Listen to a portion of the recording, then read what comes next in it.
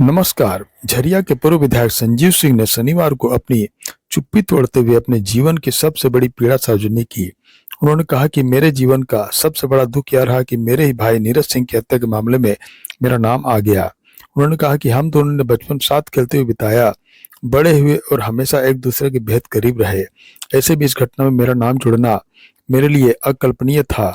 संजीव सिंह ने बताया कि नीरज सिंह की हत्या एक अत्यंत दुखद और चिंताजनक घटना थी। उन्होंने कहा कि मैंने खुद इस मामले की सीबीआई जांच की मांग की थी ताकि सच्चाई सभी के सामने आ सके। राजनीति में सक्रिय होने के बाद परिवार और परिचितों से दूरी बढ़ने की बात स्वीकार करते हुए उन्होंने कहा कि अब वह इस दूरी को कम करने का प्रयास कर रहे हैं। संजीव सिंह ने बताया कि वर्ष 2017 में उन्हें जेल जाना पड़ा था। 2019 में उन्होंने अपनी पत्नी एवं झरिया के पूर्व विधायक रागिनी सिंह के माध्यम से यह संदेश भिजवाया कि वह जनता के बीच रहकर लोगों की भावनाओं को समझे और उनके लिए काम करती रहे। उन्होंने कहा कि रागिनी चुनाव हारने के बाद भी लगातार जनता के बीच सक्रिय रही। हमारे परिवार की राजनीतिक परंपरा सिर्फ चुनाव लड़ना नहीं बल्कि सामाजिक कार्यों के जरिए लोगों की सेवा करना रही है। अपने स्वास्थ्य को लेकर उन्होंने कहा कि स्वास्थ्य अनुकूल होने के बाद ही भविष्य की राजनीतिक दिशा पर निर्णय लेंगे। राजनीति में बने रहना ही बड़ी बात है। जीवन में बहुत कुछ सहा लेकिन सच्चाई एक दिन सामने जरूर आएगी। संजीव सिंह ने कहा कि हत्या का आरोप लगने के बाद यह दौर दौर उनके लिए बेहद पीड़ादायक रहा। उन्होंने कहा कि हम 5 भाई और 13 बहनें हैं। ऐसे बड़े परिवार में इस तरह का आरोप लगना मुझे तोड़ गया। आज तक यह समझ नहीं पाया कि मुझ पर यह आरोप क्यों लगा। उन्होंने बताया कि वर्ष 2019 में उन्होंने सीबीआई जांच की मांग को लेकर न्यायालय का दरवाजा खटखटाया था। यह मामला करीब 2 साल तक हाईकोर्ट में लंबित रहा। वर्ष 2023 में अदालत ने राज्य सरकार से जवाब मांगा, लेकिन राज्य सरकार ने सीबीआई को पार्टी बनाते हुए कहा कि जांच की आवश्यकता नहीं है। उन्होंने कहा कि वह इस पूरे मामले पर अधिक टिप्पणी करना नहीं चाहते हैं, लेकिन इतना अवश्य कहना चाहेंगे कि सच्चाई एक दिन सामने अवश्य आएगी और न्याय मिलेगा। मालूम हो कि वर्ष 2017 में पूर्व डिप्टी मेयर और कांग्रेस नेता नीरज सिंह समेत 4 लोगों की हत्या कर दी गई थी, जिसमें तत्कालीन झरिया विधायक संजीव सिंह का नाम आरोपी के रूप में सामने आया था। पहले तो सभी को नमस्कार करते हैं भाई। और एक 8.5 साल की दूरी आप लोगों से, हमको लगता है कि काफ़ी लोगों को से दूरी होने के कारण पहचान में और अपनापन कहीं खो गया था। आज फिर से उस अपनापन को वापस लाने के लिए आप लोगों से एक मुलाकात के लिए आज आप लोगों के बीच में उपस्थित हुए हैं। कि जो व्यक्तिगत संबंध जो व्यक्तिगत संबंध शुरू से हमारे साथ या हमारे फैमिली के साथ या परिवार के साथ या रागिनी जी के राजनीतिक में आने के बाद जो एक संबंध रहा, उसको फिर से एक नई दिशा या फिर से कहिए कि फिर से वही पुराना एक परिचय और एक काफ़ी लंबे अंतराल के बाद, क्योंकि यहाँ आने के बाद सभी लोगों से मुलाकात हो रही है और सभी लोगों से बात हो रही है, लेकिन आप लोगों से काफ़ी दूरी बनी हुई थी और उस दूरी को ख़त्म करने के लिए आप लोगों के बीच में बस हम आज उपस्थित हुए हैं कि एक मुलाकात हो। काफ़ी लंबा समय हो गया। एक जैसे पारिवारिक लोगों से, अपने लोगों से जिस तरह से मुलाकात होती है, मिलते हैं, ये वही एक मुलाकात है। एक पार्टी से भी जुड़े हुए हैं, राजनीतिक संगठन से जुड़े हैं, यूनियन से जुड़े हुए हैं, आगे की जो रणनीति है। देखिए, अभी इस पर तो कुछ विशेष नहीं कहेंगे, थोड़ा सोचता है। धीरे धीरे समय दर समय आप लोगों को जानकारी मिलते रहेगी और चूंकि आप लोगों से कोई बात छिपती नहीं है, तो वो तो समय के हिसाब से जानकारी मिलते रहेगी। एक शब्द में हमने यही कहा कि भाई स्वास्थ्य अनुकूल होने के बाद ही कुछ इस पर बात किया जाएगा। आप लोगों का आशीर्वाद है, आप लोगों का प्रेम है और रागिनी जी का संघर्ष है, इसलिए आप लोगों के सामने उपस्थित हैं। बीच में हमारी स्थिति आप लोगों से छुपी नहीं थी कि शारीरिक समस्या क्या थी और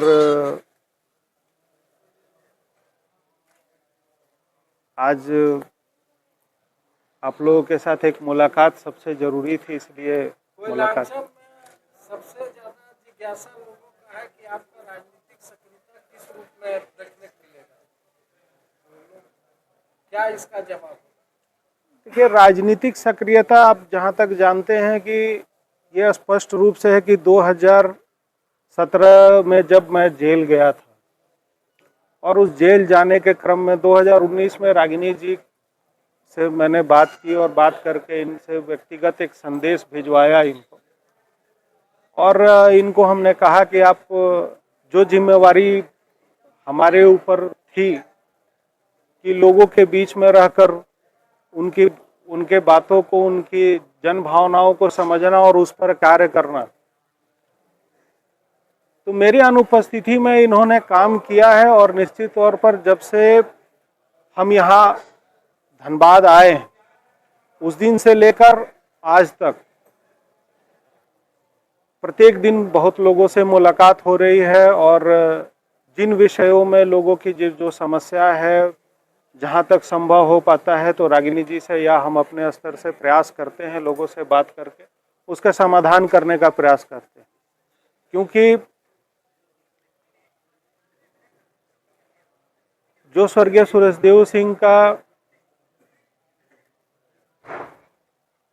राजनीतिक कार्य रहा है वो सिर्फ राजनीतिक चुनाव लड़ना या चुनाव जीतने से या एक विधायक बनने तक नहीं था।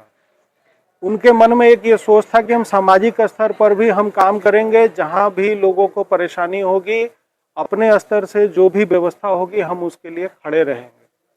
तो हम ये उनके नहीं रहने के बाद इस परिवार से जो भी लोग रहे वो चलते रहे और उस कार्य को पूरा करते रहे। ये दायित्व रागिनी जी के ऊपर रहा और बखूबी चुनाव हारने के बाद भी रागिनी जी उसको करती रहीं और हमारा भी सहयोग अब इनके साथ है, रहेगा। और एक तो स्पष्ट बात है कि जब तक जहाँ शक्ति नहीं है वहाँ शिव का कोई महत्व नहीं है, तो हम लोग दोनों व्यक्ति मिलकर जरूर सामाजिक रूप से जो भी कार्य होगा उसको हम लोग करेंगे। हम तो स्पष्ट अभी आपसे कहा कि देखिए, अभी राजनीतिक रूप से जो बातें हैं वो अपने जगह पर है, लेकिन स्वास्थ्य अभी अनुकूल नहीं है। सब लोगों से बातें हो रही हैं, आप लोगों से मुलाकात हो रहा है, उस पर आगे जब अनुकूल रहेगा तो खतरास मोड़ ऑफिस में जाना शुरू कीजिएगा, जनता की समस्या। देखिए, पहले भी कहा और अभी भी कह रहे हैं कि रागिनी जी अपने स्तर पर जहाँ भी क्षेत्र में होता है वहाँ काम करती हैं। और अभी जब से हम धनबाद आए हैं अपने आवास पर हम सभी लोगों से मिल रहे हैं और जो प्रयास हो रहा है, लोगों की जो समस्याएं हैं उनको देखा जा रहा है, कार्य किया जा रहा है। ये 8 साल के बाद में क्या कि जिस आरोप में कोर्ट में, जिस आरोप में हम जेल में बंद थे, जिस समय यह घटना घटी थी,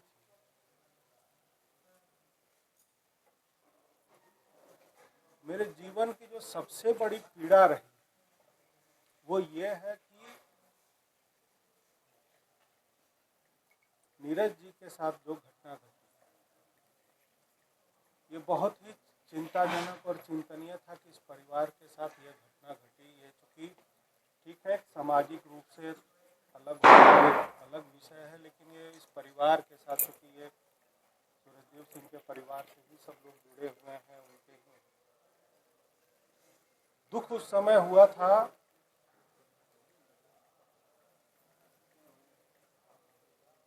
कि जब नीरज जी के साथ जब घटना घटी तो ये आदमी एक सदमे में चला गया था। लेकिन पीड़ा अब और बढ़ी जब नीरज जी के हत्या का आरोप हमारे ऊपर, मतलब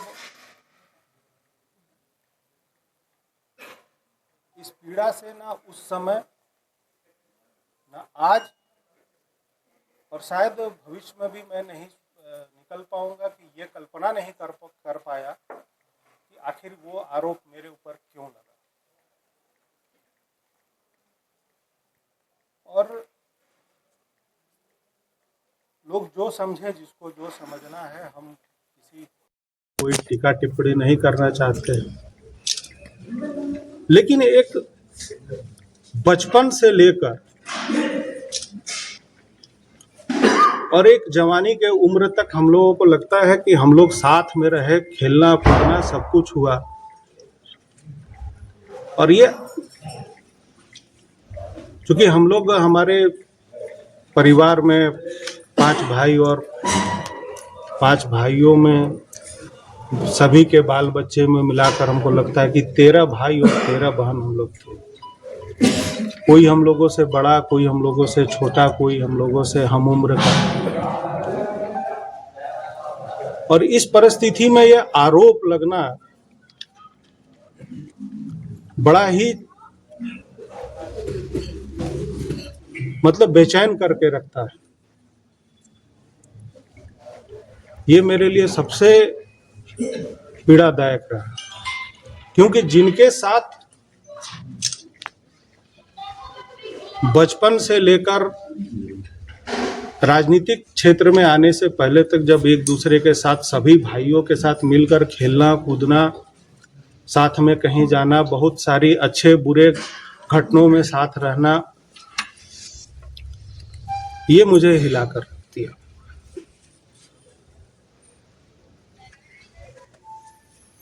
मैं आज तक नहीं समझ पाया कि ये आरोप मुझ पर क्यों लगा।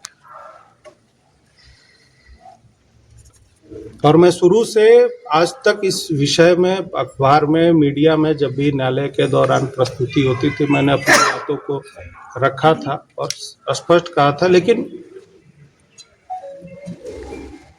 यह पीड़ा जीवन भर रहेगी, क्योंकि मुझे इस बात का दुख जीवन भर रहेगा कि एक व्यक्ति जिसके साथ बचपन से लेकर जवानी तक खेलना कूदना, सभी भाइयों के साथ रहना और उनके साथ ये ऐसी घटना होना और घटना में मेरा नाम आना, ये मेरे लिए जीवन का सबसे बड़ा दर्द देकर चला। मुझे समझ में नहीं आया कि ऐसा हुआ क्यों।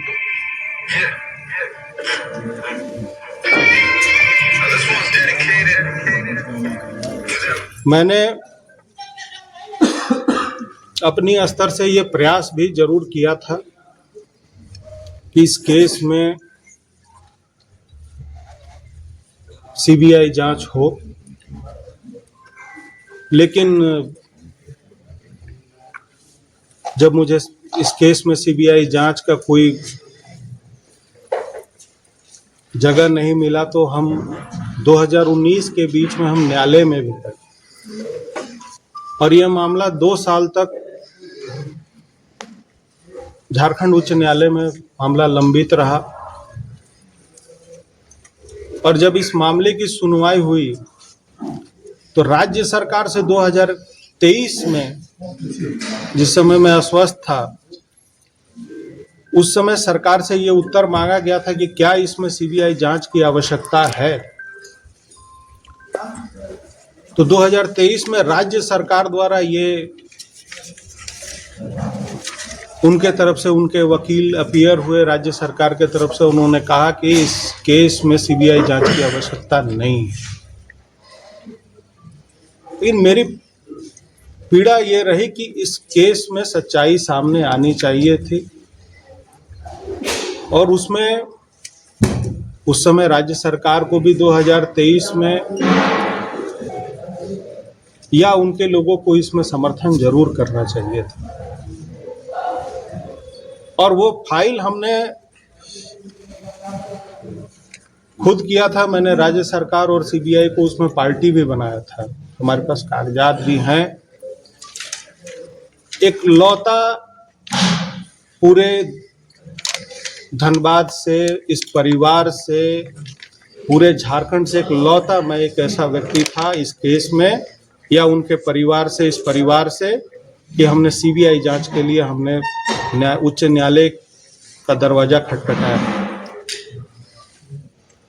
राज्य सरकार के तरफ से 2023 में जब ये स्पष्ट रूप से लिखित एक एफिडेविट जमा कर दिया गया कि इस केस में सीबीआई जांच की आवश्यकता नहीं है, तो उस समय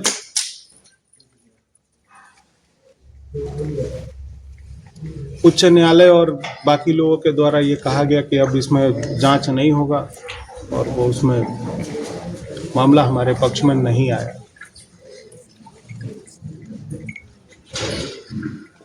जो बातें हैं मैंने आपके सामने रखी है।